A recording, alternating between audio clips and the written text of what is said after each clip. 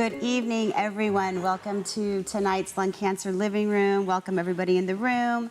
Those of you who may be joining online via YouTube live stream, and those of you who may be joining through the Facebook stream, welcome, welcome, welcome. We're happy to have you all here tonight. Lots of veteran faces and some new faces. It's good to see you all. Thank you, thank you, thank you. As you all know and have anticipated, Dr. David Gandara is here with us tonight from UC Davis Cancer Center.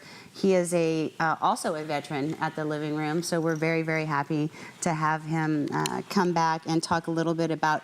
We've talked a lot about immunotherapy, what it kind of has meant or what it's looked like since some of the earlier approvals.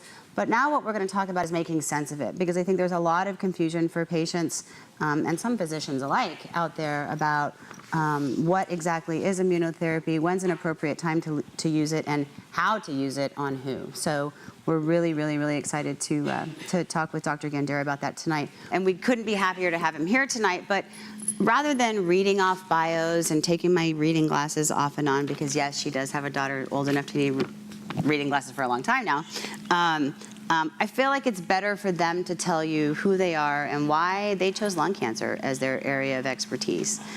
Because who can tell your story about why you're here better than you? And then we'll jump into tonight's topic. Okay. Well, first, it's great to be here again.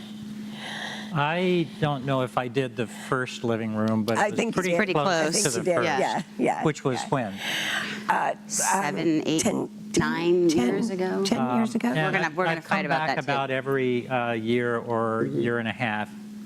I've seen some of the other presentations that people do in the Living Room, and as Danielle and Bonnie know, I'm very proud of my ability to communicate with patients. And so a lot of my presentations here have been how to take information that's very complex and distill it down so that patients and their families can understand it. So if you ever come to see me, you'll see that that's also what I try to do with my patients. The stories that we just heard are incredibly inspiring to me. We have patients with adenocarcinoma, a squamous cell, a small cell lung cancer, you know, all of the major types, and there are major advances occurring in all of these types. What brought me to lung cancer is a roundabout story. When I was in medical school, everything that I rotated through, plastic surgery, orthopedics, psychiatry, etc., I basically said, okay, this is what I'm going to do, because I liked everything. When I got into my internship and residency, I saw a major need in cancer. And I also, because that's when the genetics of cancer were first being described, thought that here's an area which over my career is going to be incredibly important, and I wanted to be a part of that. And then lung cancer I got into for the same reason. I started out as a breast cancer researcher. And of course, there were 100,000 people doing breast cancer. There weren't that many people doing lung cancer. And I said, again, lung cancer is an unmet need. It's an area where I can make a contribution. So that's what I did. With that, I want to give most people, we've done Dr. Gandara Living Rooms in the past on immunotherapy, so most people have a general understanding. Yeah, I really haven't done immunotherapy in the way we're going to do it tonight. Let's do it. All right. Let's do it. What is immunotherapy? Okay. So first, because I have to go off topic, for any of those of you that have either been at my living rooms or have looked at the archives, you know that I like to speak to my patients in analogies. I like to compare something that is very complex about lung cancer and its treatment or its diagnosis to something that they know about. So if you were here before, you heard me talk about fingerprints and molecular fingerprints, how everybody's fingerprint is different from everybody else's. That's the genomics of your cancer. I talked about why resistance occurs in cancer, and it's like a key and a lock. And so your doctor unlocks that cancer. He finds the right treatment. But after a year, somebody changes the lock. He has to find a new key. So my analogy for immunotherapy, which I think Bonnie and Danielle have heard, but I don't think you have. Oh, just not to interrupt you, but she steals it all the time. Yeah. Her analogy. And I take credit for it. She does. She steals it all. No, you don't. She actually says, Dr. Gandara always says. So. Right, exactly. So does anybody know what it is? What do I compare immunotherapy to? This is the new checkpoint immunotherapy, the PD-L1, PD-1 drugs. Nobody? I don't think they've Okay. heard it yet. So my analogy, I think this is very clever, is the stealth bomber.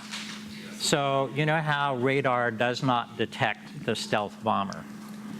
That's what cancer does to your immune system.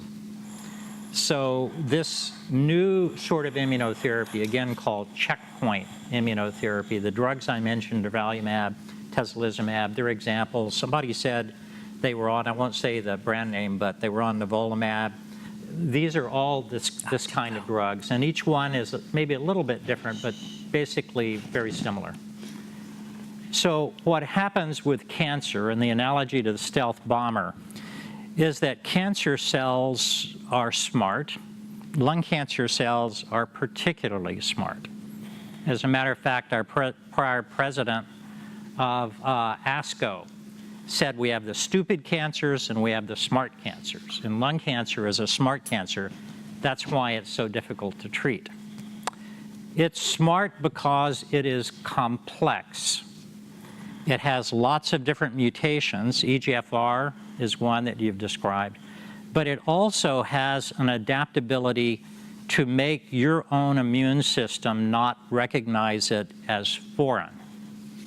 So whether you know it or not, your entire life, your immune system has been recognizing bad things, viruses, bacteria, sometimes foreign bodies. If people know that maybe after an operation, some people get a reaction called a keloid reaction. In other words, your body's immune system reacts to something that is not self. That's why people reject transplants when they have a transplant, unless you suppress the immune system. So in this case, these checkpoints, PD-1, PD-L1, there are now probably 40 of them, enable that cancer to make itself hidden from your immune system, and your activated T cells, the CD8 positive cells that are meant to react to tumor, don't recognize it, so they don't do anything. That allows the cancer to spread, and it allows it to metastasize. We've known for 50 years that occasionally a patient with advanced cancer would go into what's called a spontaneous remission. And we knew it was the immune system, but why the immune system did this in that rare patient was unknown. What we now know is in that particular patient, something changed in the environment, and all of a sudden, the immune system in that patient woke up and said, whoop, here's something bad, I need to go take care of it. These drugs block PD-1, PD-L1. They do not kill cancer cells. In other words, it is your own T cells, your immune system, that's doing it. So it's different from chemotherapy, and it's different from targeted therapy, like the EGFR drugs. And in fact, because this is all of a sudden self-recognition, we don't know how much of these drugs, even now, we don't know how much we have to give, we don't know how long we have to give them. In theory, 2 doses of one of these drugs could activate your immune system, and in an individual patient, it could be activated for the rest of your life. In fact, in the New England Journal this year, there was a very interesting paper with some of you had early stage lung cancer. Instead of taking a patient right to surgery, they gave 2 doses of one of these checkpoint inhibitors, nivolumab. In most of the patients, the cancer didn't change by CT scan, looked exactly the same. But when the tumor was taken out by surgery, in about half the cases, it was gone or almost gone in terms of all the viable cells being killed. 2 doses. So this is unbelievably different from anything we've had. And when I've been interviewed on this, I said, well, many people call this a tsunami that has hit lung cancer. But I said, no, I'm from California. This is not a tsunami. This is an earthquake. Because a tsunami, you know it's coming, it's here, and then it leaves. The earthquake, by and large, we don't know. All of a sudden, you have an earthquake. And that's how these drugs came onto the scene. So my question is, does that go the same for some people on targeted therapies? Like, because there are some people who have been on targeted therapies for 9 bajillion years with NED, and the question is, do you take them off or do you leave them on, right? It's different. It is different. Okay, that's my question. So in theory, for instance, a lot of you have EGFR mutated lung cancers. You need to have the drug to keep the cancer suppressed. In other words, if the drug is stopped and there are still cancer cells that are alive, it will come back. Now, what we don't know, because a lot of your patients in the Addario Lung Cancer Foundation, some of them have been on some of these drugs for 15 years, right? Mm-hmm. What we don't know is maybe in that patient, they're already cured. Mm-hmm. In other words, all the cells are dead. You don't know that. Now, these days, and I'll come back to this in a minute, several of you talked about doing blood genomics, like the Garden tests, or now Foundation Medicine has one, et cetera. You can sometimes see if there is residual mutated DNA in the blood. And one of you brought this up in your case. If there is, that means there are still active cancer cells. If there isn't, it means that it could be so suppressed that it's just not enough that you can measure it in the blood. Or it could potentially be a false negative. And that's why for some of you, you mentioned biopsy or blood. And we'll come back to this for immunotherapy. We tend to try to use these together because we know even in the tissue that, for instance, a mutation is not present in every part of that cancer. And if you biopsy one place, you might find the T790M. If you biopsy another place, you might not. Finding it in one of the places is enough. Sometimes the blood could be positive even when the tissue is negative, and we call that tumor heterogeneity. So stepping back just for 1 second, when it comes to immunotherapy being different, which I totally get, what you're saying is there's something about certain people that 2 treatments could fire up the immune system. Yes. Potentially. No, so don't misunderstand. Yeah, that's what I want to go back to. This is research. Yeah. No one would do this in practice yet. We don't know if this will help the cure rate of cancer.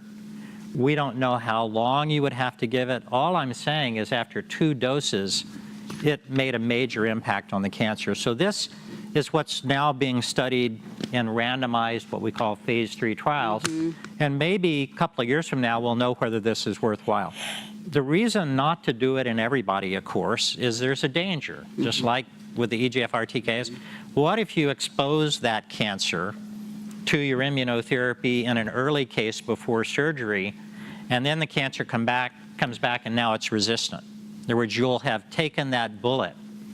I also talk about, you know, you have so many bullets you're going to shoot, you don't want to all shoot them up front, because then you don't have any later. Right. Well, in this case, you might have wasted it. So we don't know yet. Thank you for reminding me. I'm talking about research, not practice. Yeah, and when you get into the research part of it, you know that we've got PD-1, PD-L1 as markers, so to speak, for immunotherapy, but there's so many markers we haven't discovered yet.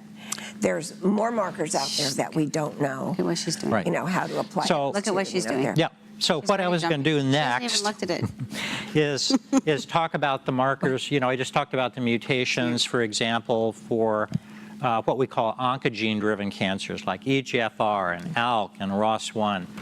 For immunotherapy, right now we have 2 tests, which are probably the most standard. One of these is built in to what we call the label for some of these immunotherapy drugs. You have to test for it. And that's the actual PD-L1. So what they're doing is they're doing a stain of your cancer, and they're looking to see whether you have this blocker, this inhibitor, PD-L1 in your cancer. And it's scored. So 50% is a high level. And for some of these drugs, we know they work quite well when the PD-L1 is high. And when the PD-L1 is very low or absent, they don't work so well. But the studies are all over the board. They're not consistent. And what we have found, and I recently published on, is that PD-L1 is not enough by itself. And there is now another marker called tumor mutational burden, or TMB. And it looks at a very different aspect of this immunotherapy surveillance. When I said that lung cancer was a smart cancer, that meant it has the most mutations of any cancer except melanoma. Melanoma tends to have a few more. Childhood cancers, even breast cancer, prostate cancer, low level of mutations. But for lung cancer, we can actually measure how many mutations there are in the cancer now. And typically, there are hundreds. Not all of these are driving your cancer. In other words, sometimes it's only 1 or 2. But the rest of them are stimulating the immune system, and we call them neoantigens. And that's part of what these checkpoint inhibitors go after. So it's important to be able to measure the TMB. My speculation is that now this will go into the label of some drugs or combinations soon. The FDA is reviewing this right now. We can do it on tissue. And in the past, they had to do something called whole exome sequencing, which is a research tool. It's very tedious, takes weeks to months. We can now do it with like a foundation medicine test, which our average turnaround time in lung map is 9 days. That's actually really good. That's actually really good. And I'm sorry, just let me finish with this. Message received. The latest is we can now do this in blood.